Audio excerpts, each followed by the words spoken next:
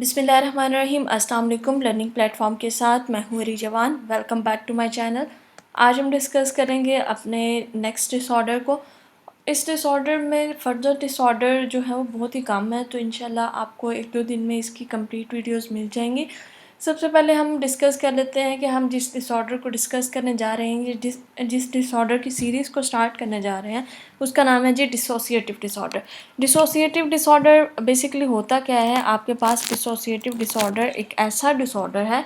अब यहाँ पे अगर आप डिसोसिएटिव या डिसोसिएशन का मीनिंग देख लें या उसके मीनिंग को समझ लें, तो आपको इस डिसऑर्डर के बारे में भी पता चल जाएगा कि ये डिसऑर्डर क्या है। तो डिसोसिएशन या डिसोसिएटिव का मतलब क्या होता है? बेसिकली डिसोसिएटिव या डिसोसिएशन का मतलब होता है आपके पास कि दो अगर चीज़ें हैं, दो कोई भी चीज़ें हैं, उनके दरमियान जो रिलेशन था, उनके दरमियान जो आपके पास कनेक्शन था वो टूट जाता है। वो चीज़ें आपके पास कोई भी ऑब्जेक्ट भी हो सकती हैं। अब यहाँ पे डिसऑर्डर है तो यहाँ पे हम किसी भी पर्सन की बात करेंगे, तो पर्सन का कनेक्शन जो है, उनका जो दो थिंग्स क्या हो सकती हैं कि उसके थॉट और उसकी बॉडी के दरमियान जो कनेक्शन था वो टूट जाएगा। उसकी मेमोरीज़ और उसकी बॉडी और उसकी एनवायरनमेंट के दरमियान जो कनेक्शन था वो टूट सकता है। ठीक है, इसके अलावा उसकी जो आइडेंटिटी है या उसके जो एक्शंस हैं और उसकी जो एनवायरनमेंट है, उनके दरमियान जो कनेक्शन पाया जाता है वो टूट सकता है। तो यहाँ पे बेसिकली हम बात करेंगे कि डिसोसिएशन या डिसोसिएटिव डिसऑर्डर के अंदर इंसान के थॉट्स, इंसान की मेमोरी, इंसान की जो सराउंडिंग है, इन्वायरमेंट है, इंसान का जो एक्शन है और जो उसकी आइडेंटिटी है, इनके दरमियान जो है वो कॉन्टीन्यूटी ख़त्म हो जाती है। कॉन्टीन्यूटी जो है वो लैक ऑफ कॉन्टीन्यूटी होती है, या फिर इनके दरमियान जो रिलेशन पाया जाता है वो डिसकनेक्ट हो जाता है। वो उसका जो कनेक्शन है वो बिल्कुल वैसा ही नहीं रहता जैसा कि नॉर्मली हमारे थॉट्स और मेमोरी और सराउंडिंग इन्वायरमेंट के साथ हमारा जो कनेक्शन होता है वो नॉर्मल इंसान में पाया जाता है। अब यहाँ पे हम लोग ये भी देखते हैं कि एज ए नॉर्मल पर्सन हम कभी कभी खुद इस चीज़ को वॉलंटरी तौर पर हम कहते हैं कि हम इस चीज़ से जो है ना, इन्वायरमेंट से बिल्कुल जो है वो ताल्लुक़ हो जाएं और इन्वायरमेंट की जितनी भी होती हैं न्यूज़ या इस तरह की जितनी भी चीज़ें हो रही हैं, हम उन चीज़ों को ना देखें। जैसे कि बहुत सारे लोग होते हैं ना, उनको कोई इंटरेस्ट नहीं होता कि पॉलिटिक्स में क्या हो रहा है, हमारे मुल्क के अंदर क्या हो रहा है, हमारी कंट्री के अंदर क्या हो रहा है, हमारी जो सोसाइटी है उसके अंदर क्या हो रहा है, या फिर हमारे इर्द गिर्द जितने भी लोग पाए जाते हैं उनके दरमियान क्या हो रहा है। वो अपने काम से काम रखते हैं, लेकिन वो नॉर्मल पर्सन होते हैं। यहाँ पे हम बात करेंगे डिसऑर्डर की। तो डिसऑर्डर कब बनता है? जब आपकी जो एक ऑर्डर में चल रही होती है लाइफ, वो डिस हो जाती है। मतलब जो ऑर्डर था आपकी लाइफ के अंदर वो नहीं रहता, तब आपके पास डिसऑर्डर हो जाता है। आपको इतना अफेक्ट कर देते हैं ये चीज़ें, जैसे मैंने बात की कि एज अ नॉर्मल पर्सन भी हम लोग लाताल्लुक़ होते हैं, लेकिन वो वॉलंटरी तौर पर होते हैं। यहाँ पे इनवॉलंटरी तौर पर हमारे जो है ना वो लाताल्लुक़ी पाई जाती है एनवायरनमेंट, थॉट्स और मेमोरीज़ के अंदर, पर्सन के अंदर। इसके अलावा ये होगा कि उसकी लाइफ को भी इम्पेक्ट करेगा। उसकी लाइफ की जितनी भी नॉर्मल लाइफ उसकी चल रही थी, एक ऑर्डर में चल रही थी, एक स्पेसिफिक ऑर्डर में चल रही होती है ना लाइफ, तो वो लाइफ जो उसकी चल रही थी वो भी डिस्टर्ब होगी, उसमें भी डिस्टर्बेंस आएगी। तो डिसोसिएटिव डिसऑर्डर में बेसिकली जो पर्सन है, पर्सन के थॉट्स, उसकी मेमोरीज और उसके एनवायरनमेंट के दरमियान जो रिलेशनशिप था, उसमें जो है वो डिसकनेक्शन होता है। वो जो रिलेशनशिप है उसके अंदर जो है वो कॉन्टीन्यूटी जो होती है वो ख़त्म हो जाती है, जिसकी वजह से इंसान जो है वो अपने थॉट्स और अपने एनवायरनमेंट से लाताल्लुक़ हो जाता है, या उनके दरमियान जो रिलेशन था वो ख़त्म हो जाता है और उसको ये नहीं पता होता कि उसके आसपास क्या हो रहा है एट दैट कंडीशन। ठीक है, जब उसको ये पर्सनैलिटी या ये चीज़ें आएंगी तब उसको कुछ पता नहीं होता कि उसके एनवायरनमेंट में क्या हो रहा है और वो क्या कर रहा है। तो आगे चलकर देखते हैं कि इसकी टाइप्स। सबसे पहले जो इसकी टाइप है वो है जी डिसोसिएटिव आइडेंटिटी डिसऑर्डर। ये आप इसकी टाइप या इसकी एग्जांपल भी कह सकते हैं। हम देखेंगे कि डिसोसिएटिव आइडेंटिटी डिसऑर्डर क्या है। अब डिसोसिएटिव का मतलब तो हमने देख लिया। अब आइडेंटिटी क्या होती है? आपकी पहचान होती है, ठीक है, किसी भी पर्सन की, कि वो पर्सन क्या है, उस पर्सन की पर्सनालिटी क्या है, उस पर्सन की जो वे ऑफ बिहेविंग है वो क्या है, ये सारी चीज़ें आ जाती हैं आपके पास आइडेंटिटी में। तो यहाँ पे डिसोसिएटिव आइडेंटिटी डिसऑर्डर है, तो इसका मतलब ये है कि वो अपनी पर्सनैलिटी, अपनी आइडेंटिटी से डिसोसिएट होगा, यानी कि अपनी पर्सनैलिटी से डिसकनेक्ट हो जाएगा, जिसकी वजह से उसके अंदर जो है वो कॉम्प्लिकेशंस आना स्टार्ट हो जाएंगी, उसकी लाइफ के अंदर कॉम्प्लिकेशंस आना स्टार्ट हो जाएंगी। तो देखेंगे इसके कि ये डिसऑर्डर है क्या, इसके काजेज़, इसके प्रेवलेंस और इसके सिम्टम्स अकॉर्डिंग टू DSM-5। और एट द लास्ट हम चेक करेंगे कि इसको किस तरीके से ट्रीट किया जाता है, किस वे में ट्रीट किया जा सकता है। सबसे पहले हम देख लेते हैं जी इसकी डेफिनेशन को। तो डेफिनेशन है हमारे पास, formerly known as multiple personality disorder, the disorder is characterize by switching to alternative identities, you may feel the presence of two और more people talking or living inside your head, and you may feel as though you are possessed by other personalities या other identities। अब यहाँ पे basically क्या है कि आपको जो है ना वो आपके, अगर आपको ये डिसऑर्डर है, ये जिस भी पर्सन को ये डिसऑर्डर है, उसके अंदर होता क्या है कि उसके अंदर अल्टरनेशन ऑफ आइडेंटिटीज़ होती हैं। उसने अपने अंदर डिफरेंट आइडेंटिटीज़ बनाई होती हैं, डिफरेंट पहचान बनाई होती है, डिफरेंट पर्सनैलिटीज़ बनाई होती हैं, और उस पर्सनैलिटीज़ के दरमियान वो स्विच करता रहता है वक्तन फ़वक्तन। ठीक है, जब वो पर्सनैलिटी के अंदर स्विच करता है, जब वो पर्सनैलिटी के लिहाज से बिहेव करता है, जब वो एक पर्सनैलिटी उसने बनाई हुई है ना अपने अंदर, एग्जांपल ले लेते हैं कि एक पर्सन है, उसने अपने अंदर एक दूसरी पर्सनालिटी बनाई हुई है जिसका नाम है जी, उसने उस पर्सनालिटी को नाम दिया हुआ है एक मदर का। अब वो मदर का नाम क्यों दिया हुआ है, जब मैं रिस्क फैक्टर्स डिस्कस करूँगी तो उसमें डिस्कस करूँगी।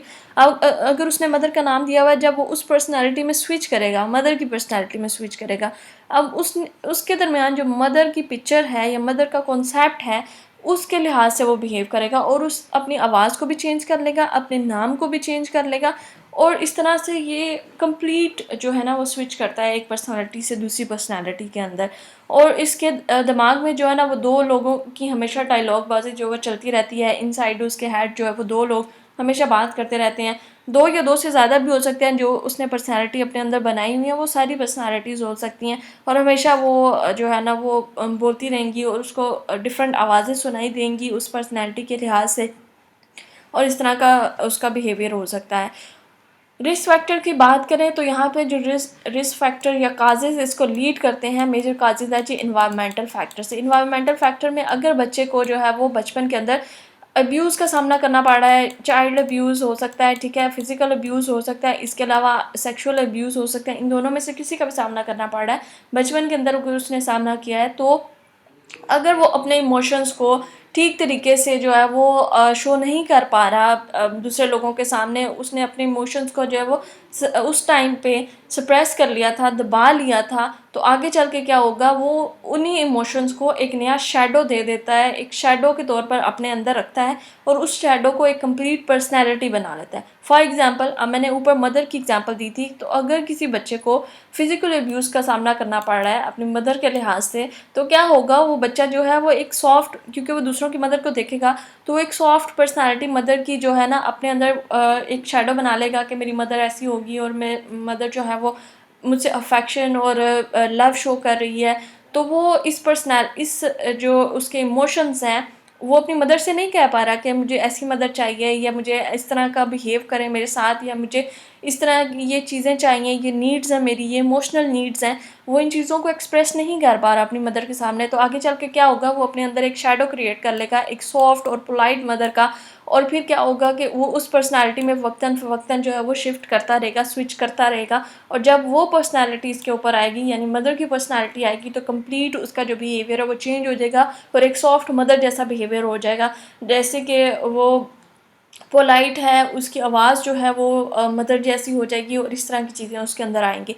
तो ये कंप्लीट शैडो से जो है वो एक कंप्लीट पर्सनालिटी बन जाती है पर्सन के अंदर, और ये स्विच करता रहता है अपनी पर्सनालिटी से इस पर्सनालिटी के अंदर। और एक और चीज़, जब ये इस पर्सनालिटी में जाता है, तो बाज़ लोगों में ये देखा गया है कि वो इस चीज़ को याद रखते हैं, और इनको पता होता है कि मैं पर्सनालिटी में स्विच कर रहा हूँ, लेकिन बाज़ लोगों के अंदर ये चीज़ें जो है वो भूल जाती हैं, बिल्कुल वो फॉरगेटन हो जाता है इस चीज़ के बारे में कि मैंने कोई और पर्सनालिटी मेरे ऊपर आई थी और मैंने इस तरह बिहेव किया था।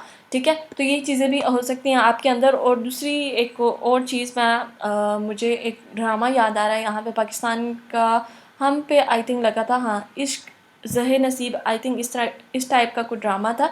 उसके अंदर भी उस पर्सन को जो है ना वो मल्टीपल पर्सनैलिटी डिसऑर्डर था, जिसमें वो एक पर्सनैलिटी से दूसरी पर्सनैलिटी के अंदर जो है वो स्विच कर रहा था। अब यहाँ पे भी उसकी इमोशनल नीड सेटिस्फाई नहीं थी, और उन इमोशनल नीड्स को सेटिस्फाई करने के लिए उस पर्सन ने एक और पर्सनैलिटी अपने अंदर बना ली थी, और उस पर्सनैलिटी को जो है वो वक्तन फ़वक्तन और अकेले में जो है वो चेंज करता था, और उसको जो है वो इस तरह की चीज़ें आती थी, और इस तरह की पर्सनालिटी जो है वक्तन फ़वक्तन आ रही थी। यहाँ पे भी यही चीज़ होती है कि पर्सन के ऊपर जो है वो डिफरेंट या एक से ज़्यादा पर्सनालिटीज़ आ सकती हैं, और वो उन पर्सनैलिटीज़ को जो है वो कंप्लीट अपना नाम, अपनी आवाज़, अपना बिहेवियर, अपना जो सेंस ऑफ बिहेविंग होता है, ये सब चीज़ें उसकी चेंज हो जाती हैं अकॉर्डिंग टू पर्सनैलिटी। प्रेवलेंस की बात करें तो 12 मंथ के अंदर जो इसकी प्रेवलेंस यूएसए में देखी गई है वो 1.5 है। अब यहाँ पे मैं एक और चीज़ बताती चलूँ कि मेल्स के अंदर इसकी जो रिस्क है वो ज़्यादा पाया जाता है एज़ कम्पेयर टू फीमेल। हमने प्रीवियसली जितने भी डिसऑर्डर्स को डिस्कस किया उसमें फीमेल ज़्यादा अफेक्टिव थी, लेकिन ये डिसऑर्डर ऐसा है जिसमें मेल ज़्यादा अफेक्ट होते हैं एज़ कम्पेयर टू फीमेल, क्योंकि फीमेल्स जो होती हैं वो इमोशनल जो उनकी होती हैं कह सकते हैं कि इमोशनल जितने भी उसके रिएक्शंस होते हैं या उनके अंदर जितने भी इमोशंस पाए जाते हैं वो एट द टाइम उस चीज़ को रिएक्ट कर देती हैं, शो कर देती हैं। बहुत कम ऐसा होता है कि हम लोग शो ना करें, हमें रोना आ रहा हो तो हम रो लेते हैं, हमें किसी पे गुस्सा आ रहा हो तो हम गुस्सा कर लेते हैं। लेकिन मेल्स के अंदर ये होता है कि वो अपने इमोशंस को कंट्रोल करते हैं ज़्यादातर। तो यहाँ पे इनको ये प्रॉब्लम फेस करने को मिल सकती है जिसका नाम है जी मल्टीपल पर्सनालिटी डिसऑर्डर। अगर उनको किसी भी चीज़ का किसी भी इमोशनल सेटिस्फेक्शन नहीं हुई कहीं पे भी तो वो एक पर्सनालिटी बना लेते हैं, एक शैडो बना लेते हैं अपने अंदर, और उस शैडो में कंप्लीट जो है वो चेंजिंग होती है with name and voice. Diagnostic criteria की बात कर लेते हैं। तो सबसे पहले जो डायग्नोस्टिक क्राइटेरिया हमारे पास पाया जाता है जी disruption of identity characteristic by 2 और मोर। ये वही चीज़ है जो मैंने आपको बताई है, 2 या 2 से ज़्यादा पर्सनैलिटी स्टेट्स हो सकती हैं, और ये जो है आपके पास some culture as an experience of possession. अब यहाँ पे हमारा जो कल्चर है, ये हमारी जो सोसाइटी है, ये हमारा जो यहाँ पे पाया जाता है रिलीजियस कॉन्सेप्ट पाया जाता है। अगर पर्सन हमारे सामने कोई भी पर्सन ऐसा करता है कि उस पर एक से ज़्यादा पर्सनैलिटी आती है तो हम कहते हैं इस पर कोई जिन है या इस पर कोई साया है या इस तरह की चीज़ कहते हैं। लेकिन बेसिकली ऐसा हो भी सकता है, इट्स पॉसिबल, बट ये है कि कुछ लोगों में वो साया या जिन नहीं होता बल्कि उनके अंदर पर्सनैलिटी आ रही होती है, वो एक पर्सनैलिटी से दूसरी पर्सनैलिटी के अंदर स्विच करते हैं। अब हम एग्जांपल ले लेते हैं कि एक पर्सन है, उसके अगर उसका जो अग्रेसिव बिहेवियर है, ठीक है, उसकी इमोशनल नीड्स पूरी नहीं हुई, तो वो क्या करेगा कि अगर उसको अग्रेशन है किसी के ऊपर तो वो एक अग्रेसिव पर्सनैलिटी अपने अंदर जो है ना वो बना लेगा। अग्रेसिव पर्सनैलिटी जब उसके अंदर बन गई है तो जब भी वो अग्रेशन की सूरत में आएगा या उस पर्सनैलिटी में जाएगा, जब भी वो पर्सनैलिटी उसके ऊपर आएगी तो वो अग्रेशन शो करेगा, दूसरों को मार पीट करेगा या फिर इस तरह से तोड़ फोड़ करेगा चीज़ों की। और जब वो इस फेज़ से निकल जाएगा तो उसको कुछ भी याद नहीं रहेगा कि मेरे ऊपर कुछ ऐसा हुआ था या मैंने कुछ ऐसा किया था। तो लोग कहते हैं कि जी इसके ऊपर कोई जिन आया था तो इस तरह से इसने बिहेव किया और उसके बाद वो नॉर्मल हो गया। ये आपके पास मल्टीपल पर्सनैलिटी डिसऑर्डर में भी मिल सकता है। इसके अंदर भी इंसान जो है वो बिल्कुल उस ट्रॉमा से रिलेटेड जो है वो बिल्कुल चीज़ें भूल जाता है और बिल्कुल उसको याद नहीं होता कि मेरे ऊपर ये भी सिचुएशन आई थी या ये भी पर्सनैलिटी आई थी और मैंने इस तरह से बिहेव किया था।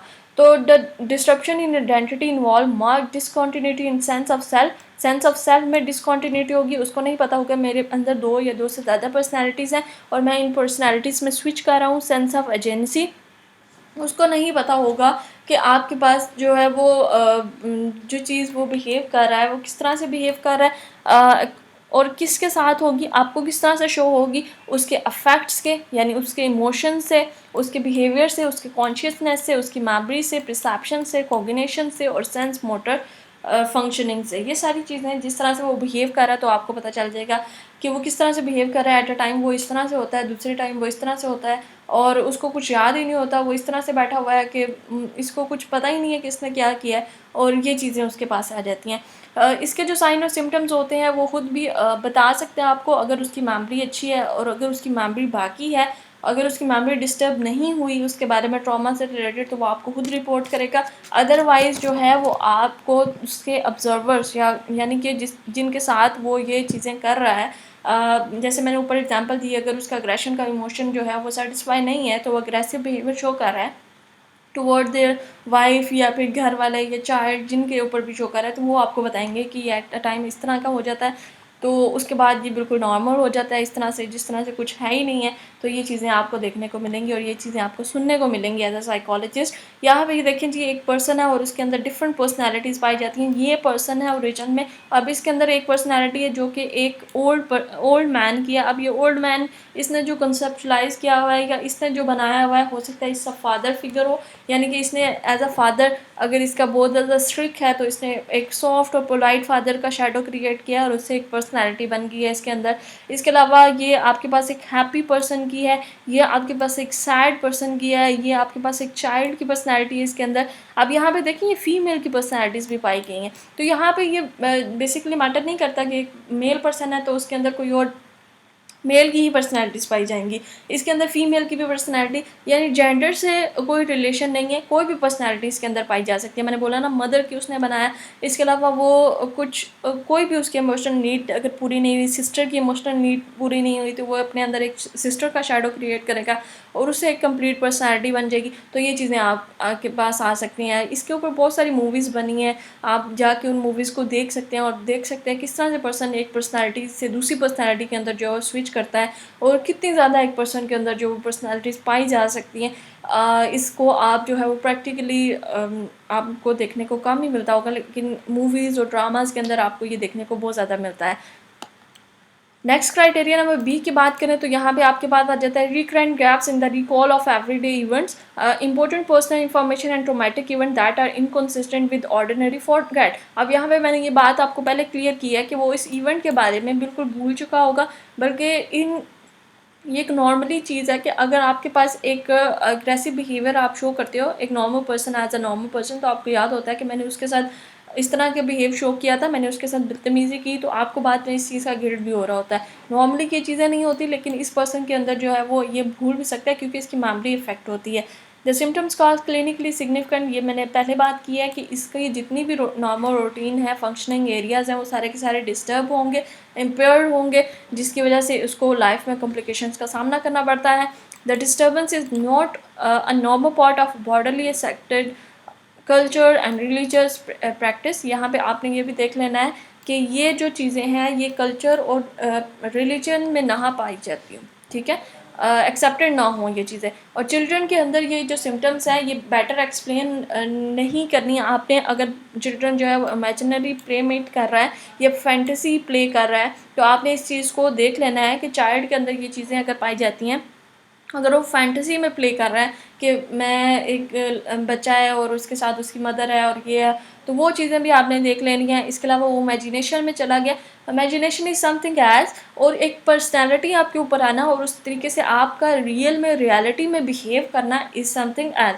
तो ये दो चीज़ें डिफरेंट है। आप इमेजिनेशन करते हो, हम भी एज अ पर्सन हमारे अंदर कुछ इमेजिनेशंस चल रही होती हैं कि हमने फ्यूचर में ये करना है, ये करना है, इस तरह से करना है, फिर मैं एक कंप्लीट इस तरह से पर्सन बन जाऊँगा और ये कर लूँगा, इस तरह से कर लूँगा, तो मेरी पर्सनैलिटी इस तरह से बन जाएगी। ये चीज़ें एक अलग चीज़ है, लेकिन आपका बिहेव करना उसी पर्सनैलिटी को लेकर, उसी पर्सनैलिटी के तहत कंप्लीट उसी पर्सनैलिटी में ढल जाना और फिर आपका रियलिटी में वैसा बिहेव करना, ये आपके पास होता है डिसोसिएटिव आइडेंटिटी पर्सनैलिटी या फिर मल्टीपल पर्सनैलिटी डिसऑर्डर। नेक्स्ट आपके पास the symptoms are not attributable to the physiological effect of the substance. आपके पास किसी भी सब्सटेंस के इफेक्ट नहीं होने चाहिए पेशेंट के अंदर जिसकी वजह से वो चियोटिक बिहेव करे, यानी कि बहुत ही कंफ्यूज हो अपनी पर्सनैलिटी को या अपने बिहेवियर को लेकर। इसके अलावा आपके पास अल्कोहल का पेशेंट ना हो और कोई और मेडिकल कंडीशन ना हो, जैसे कि आपके पास सीजर पाए जा सकते हैं पेशेंट के अंदर। मिर्गी का जो दौरा होता है उस दौरान भी पर्सन को नहीं पता होता कि उसमें क्या हो रहा है, कॉम्प्लेक्स अगर सिचुएशन होती है तो। ट्रीटमेंट पे बात करें अगर इसके, तो इसका ट्रीटमेंट जो है वो डिफरेंट वेज में किया जाता है। मेडिकेशन से भी किया जा सकता है, ठीक है, अगर बहुत सी सीवियर कंडीशन है तो मेडिकेशन से भी किया जा सकता है। इसके अलावा आपका जो है वो साइकोथेरेपी की जा सकती है पेशेंट की, जिसमें सीबीटी, डीबीटी, आपके पास डिफरेंट टेक्निक्स हैं जिनको यूज़ करके, डिफरेंट थेरेपीज़ हैं जिनको यूज़ करके आप पेशेंट को जो है वो उसकी थिंकिंग को जो है वो उसकी जो इमोशनल सेटिस्फेक्शन है उसको वो प्रोवाइड कर सकते हैं और बता सकते हैं कि आप इमोशनली किस तरह से सेटिस्फाई हो सकते हैं और उस ट्रॉमा से किस तरह से निकल सकते हैं। तो अगर आप उस ट्रॉमा से निकलेंगे तो आपके ऊपर ये जितनी भी कॉम्प्लिकेशंस आई हुई हैं आपकी लाइफ में, ये भी ख़त्म हो जाएंगी। इसके अलावा डिफरेंट टेक्निक्स आप उनको सिखा सकते हो। इसके अलावा आप इन पेशेंट का जो ट्रीटमेंट है वो हिप्नोसिस के ज़रिए भी किया जाता है, ठीक है, जिनको बिल्कुल याद नहीं है लेकिन उनके माइंड में या उनके अनकॉन्शियस लेवल पे ये चीज़ें स्टोर हो जाती हैं। तो हिप्नोसिस के ज़रिए भी आप इन चीज़ों को डायग्नोज कर सकते हो और आप इन चीज़ों को ट्रीट कर सकते हो। ये था आज का हमारा लेक्चर जिसमें हमने डिस्कस किया डिसोसिएटिव आइडेंटिटी डिसऑर्डर को, इसकी कंप्लीट डायग्नोस्टिक क्राइटेरिया को। इसके अलावा इसके ट्रीटमेंट पर भी बात की। आई होप कि ये वीडियो आपके लिए हेल्पफुल रही होगी। लाइक कीजिएगा, सब्सक्राइब कीजिएगा और बेल आइकन का बटन दबाना भी मत भूलिएगा। मिलते हैं अपनी नेक्स्ट वीडियो में, तब तक के लिए फ़ी अमान अल्लाह।